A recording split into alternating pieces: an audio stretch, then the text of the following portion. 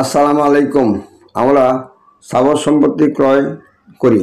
স্থাবর সম্পত্তি ক্রয় করার পূর্বে ক্রেতাকে যা জানতে এবং করতে হবে তা নিম্নে প্রকাশ করা হইল।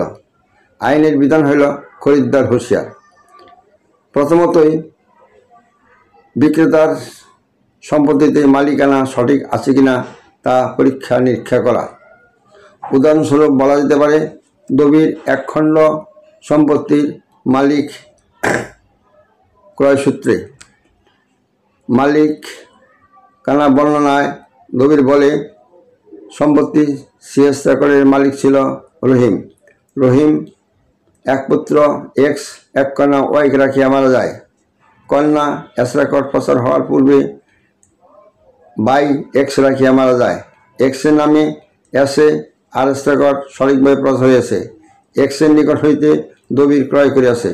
দবিরের নামে বিএস রেকর্ড প্রচার হইয়াছে।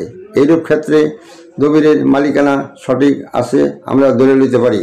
2 নম্বর, যে সম্পত্তি বিক্রয় করিতে ইচ্ছুক ওই সম্পত্তি সিএস এসএ আর এস বিএস রেকর্ডের কাহার নামে প্রচার হইয়াছে তাহা দেখিতে হইবে। সিএস হইতে বিএস রেকর্ড পর্যন্ত ধারাবাহিকতার মিল থাকতে হবে। উদাহরণস্বরূপ বলা যায়, সিএস মালিক ছিল আব্দুল জলিল। আব্দুল জলিলের মৃত্যুতে 2 পুত্র রাখিয়া যায়। 2 পুত্রের মধ্যে এক পুত্র মারা যায় এস রেকর্ড প্রচার হওয়ার পূর্বে অবিবাহিত অবস্থায়। অপর পুত্রের নামে এসএ আর এস বিএস রেকর্ড এসে। এই ক্ষেত্রে সিএস হইতে বিএস রেকর্ড পর্যন্ত ধারাবাহিকতার মিল পাওয়া যায়। 3 নম্বর, বিক্রিত জমি বিক্রেতার নামে নামজারি থাকতে হবে এবং হাওলসন পর্যন্ত খাজনা দাখিলা থাকতে হবে। 4 নম্বর, বিক্রিত সম্পত্তি বিক্রেতার সরজমিনে দখল আছে কিনা তাহা ক্রেতাকে সরজমিনে হাজির হইয়া দখলের বিষয় জানতে হবে।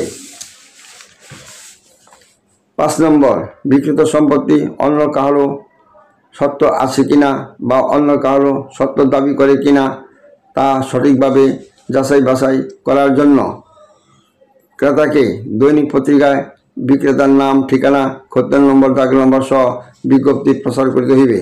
6 নম্বর, বিক্রিত সম্পত্তি নিষ্কণ্টক কিনা বা অন্য কাহারও মালিকানা আছে কিনা, পূর্বে কাহারো নিকট হস্তান্তর করিয়াছে কিনা তা সঠিকভাবে যাচাই বাছাই ও পরীক্ষা নিরীক্ষা করার জন্য সংশ্লিষ্ট সাব ডিভিশন অফিসে 12 বছর পর্যন্ত তল্লাশি দিতে হবে।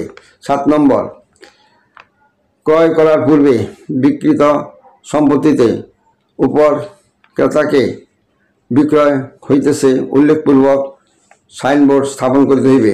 8 নম্বর, বিক্রিত সম্পত্তি কাহারো বরাবরে বন্ধক মর্গেজ দেওয়া হয়েছে কিনা বা ব্যাংকের নিকট হইতে বন্ধক রাখিয়া ঋণ গ্রহণ করিয়াছে কিনা তা সঠিকভাবে যাচাই বাছাই করিতে হইবে। বিক্রিত সম্পত্তিতে সরকারি স্বার্থ আছে কিনা বা কর তালিকাভুক্ত সম্পত্তি কিনা বা বিবিক তালিকাভুক্ত সম্পত্তি কিনা বা বিএস ও এস আর এস রেকর্ড সরকার নামে রেকর্ড হয়েছে কিনা বা পরিত্যক্ত সম্পত্তি কিনা তা সঠিকভাবে যাচাই বাছাই করতে হবে। 10 নম্বর, বিক্রিত সম্পত্তির উপর দেওয়ানি আদালতে মকদ্দমা বিচারাধীন আছে কিনা তা দেখতে হবে। মকদ্দমার তফসিলভুক্ত সম্পত্তি ক্রয় করা যাবে না। যদি ক্রয় করে তা ক্রেতা নিজ দায়িত্ব করবে। 1 নম্বর, ক্রেতার বিক্রেতার সহিত মূল্য নির্ধারণ করিয়া রেজিস্ট্রিকৃত বায়না করিতে হইবে। অরেজিস্ট্রিকৃত বায়না আইনের চোখে গ্রহণযোগ্য নয়।